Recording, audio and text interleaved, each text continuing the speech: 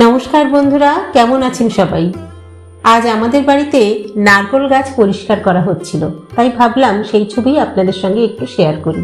দেখুন, এই দাদা নারকেল গাছের উপরে কি অদ্ভুত কায়দায় দাঁড়িয়ে রয়েছেন এবং নারকেল গাছটা পরিষ্কার করে দিচ্ছেন। শুধুমাত্র একটা দড়ির সাহায্যে উনি কিন্তু গাছের উপরে এইভাবে দাঁড়িয়ে রয়েছেন। কি অদ্ভুত ব্যালেন্স!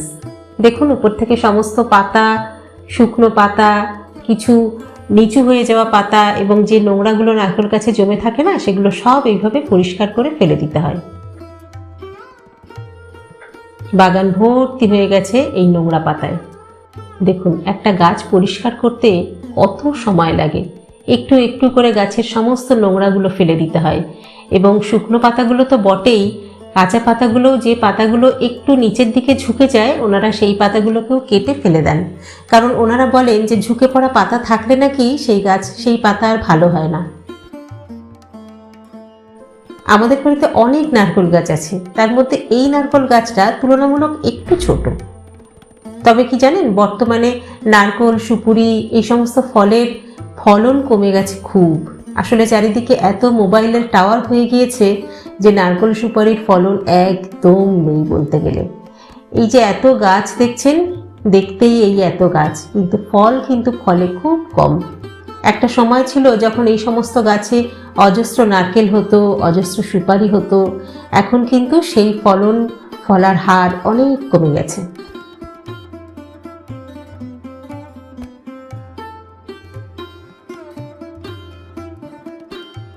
দেখুন, আমি দেখাচ্ছি এখন যে গাছটাতে উনি নারকেল পাচ্ছেন, সেই গাছটা থেকে দেখুন, এই দেখুন কোন কটা মাত্র নারকেল পাওয়া গিয়েছে। যদি এগুলো নারকেল নয়, ডাব। ওনারা ডাবটা যেহেতু বেশি লাভজনক, বেশি দামে বিক্রি হয়, ওই জন্য ডাবই পেরে নেন।